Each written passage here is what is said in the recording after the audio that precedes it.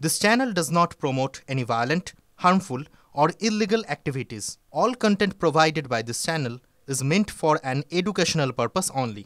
বাহ এবার হয়েছে স্বাদ। হ্যাঁ, অপূর্ব স্বাদ। এমডিএচ এর চাঙ্কি চাট মশলা জীবনে আসল স্বাদ জাগলো। আসল মশলা এসএস এমডিএচ। আর এই মুহূর্তে সবথেকে বড় খবরের দিকে নজর রাখছি আমরা।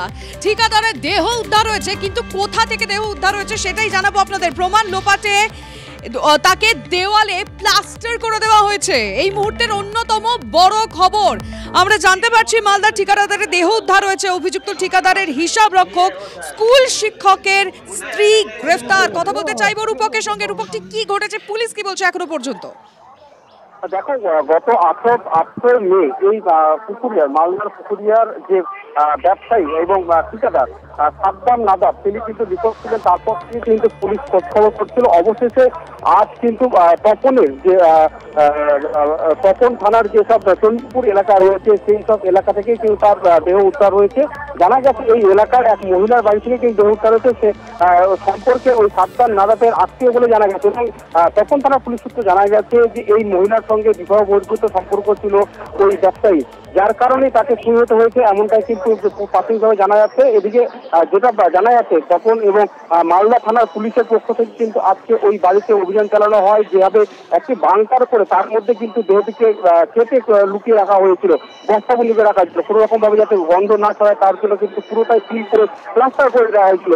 তাকে জিজ্ঞাসাবাদ করে কিন্তু সেই জায়গা ভেঙে সেই দেহটি উদ্ধার করা হয়েছে, পচাগুলা দেহ উদ্ধার করা হয়েছে। এরপর কিন্তু তপন থানা পুলিশ দেহটি ময়নাতদন্তের জন্য বালুঘাট জেলা হাসপাতালে পাঠানোর ব্যবস্থা করছে। এখন যেহেতু বর্তমানে তপন থানাতে রয়েছে এবং তপন থানাতে মিছিল পরিবারের লোকজন এসে পৌঁছেছেন, তারা জিজ্ঞাসাবাদ করছেন যে কি কারণে বা তবে তপন থানা পুলিশের সূত্রে জানা যাচ্ছে যে বিবাহ বহির্ভূত কোনো সম্পর্কের জেরেই হয়তো এমন ঘটনা ঘটে থাকতে পারে, এমনটা কিন্তু প্রাথমিকভাবে জানা যাচ্ছে। কাছে মূল অভিযুক্তের বক্তব্য এসে পৌঁছেছে, আমরা শুনবো। কিভাবে ব্ল্যাকমেল করতো? আমি সুইসাইড করবো, তোমার হাজবেন্ডকে মেরে ফেলবো, তোমার বাচ্চাকে মেরে ফেলবো, এগুলো সবসময় বলতো, ভয় দেখাতো। আপনি কি করেছেন? মেরে দিয়েছেন? হ্যাঁ, আপনি কেন মারলেন? চলো চলো চলো, হাজবেন্ডকে মেরে ফেলতে চাইছিল। চলো চলো। কোথায় আছে বডি? কোথায় আছে? অপহরণ করেছিল নাকি? যেতে দাও। অনেক কিছু করেছিল, একটা মেয়েকে ফিজিক্যালি যত রকম ভাবে অ্যাকিউজ করা যায় সব কিছু করেছিল। বাধ্যতামূলক করতে বাধ্য হয়েছিল। কি দিয়ে মেরেছেন? কি দিয়ে মেরেছেন? কি দিয়ে মেরেছেন? কত বছরের সম্পর্ক ছিল? শুধুমাত্র ব্ল্যাকমেল করতো। আমার স্বামীকে কিডন্যাপ করার 5 দিন পর তারা ওকে মেরে ফেলেছে।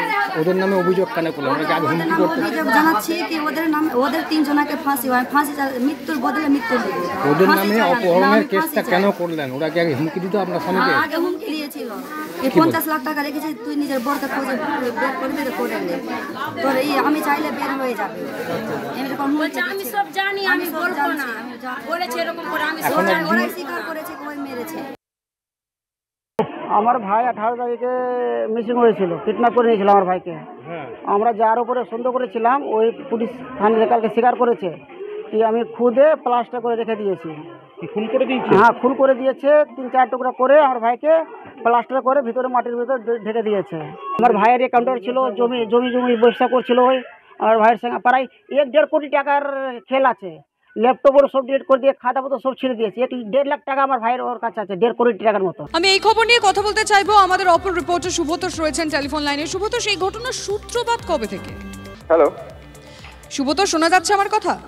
হ্যাঁ, শোনা যাচ্ছে। হ্যাঁ সুব্রতোষ, এই ঘটনার সূত্রপাত কবে থেকে? দেখো, ঘটনার সূত্রপাত মূলত হচ্ছে যে অপহৃত যে ঠিকাদার বা ব্যবসায়ী বা যার খুন হয়েছে তার স্ত্রী এবং তার পরিবার অভিযোগ করে যে এক স্কুল শিক্ষক এবং তার স্ত্রী, যে সেই স্কুল শিক্ষকের স্ত্রীকে ইতিমধ্যে পুলিশ গ্রেপ্তার করেছে এবং সে খুনের কথা স্বীকারও করে নিয়েছে। এরা তার যে ব্যবসা সংক্রান্ত বিষয় তারা দেখাশোনা করতো এবং মাসে 40,000 টাকা নিত। শুধু তাই নয়, তার কাছে প্রচুর টাকাও জমা রাখা হতো এবং তাদের অভিযোগ তার কাছে 45 লক্ষ টাকা ছিল এবং যেটা তাদের কাছে পাওনা। এছাড়া যেদিন থেকে সে নিখোঁজ হয় সেখানে তার সে পকেটে সেদিনকে নাকি 25 লক্ষ টাকা ক্যাশ ছিল। ফলে তারপর থেকে সে কিন্তু নিখোঁজ। বারবার প্রথমে তারা ইংরেজবাজার থানায়, তারপর পুলিশ সুপারের কাছে দ্বারস্থ হন, এমনকি সাবিনা ইয়াসমিন মন্ত্রী তার সাথে তারা যোগাযোগ করেন, এলাকার বিধায়ক রহিম বকশী বা তৃণমূলের নেতা যিনি রয়েছেন জেলা সভাপতি তার সাথে যোগাযোগ করেন। এরপরে পুলিশ দুজনকে তুলে নিয়ে আসে এবং সেই স্কুল শিক্ষক এবং তার স্ত্রীকে টানা জেরা করে এবং জেরাতে ভেঙে পড়ে তার স্ত্রী এবং তার স্ত্রী স্বীকার করে যে তাকে নাকি ব্ল্যাকমেল করা হতো এবং সেই কারণে তাকে খুন করা হয়েছে। এবং একেবারে তারপর স্বীকার করার পরে দেহ উদ্ধার করা হয়। সেই ছবিটা আরো একবার আমরা টিভি 9 বাংলা পর্দা এক্সক্লুসিভ দেখাচ্ছি। ধন্যবাদ শুভতোষ। আরে কম দে কিন্তু খাঁটি দে। MDH কাশ্মীরি লাল লঙ্কার গুঁড়ো।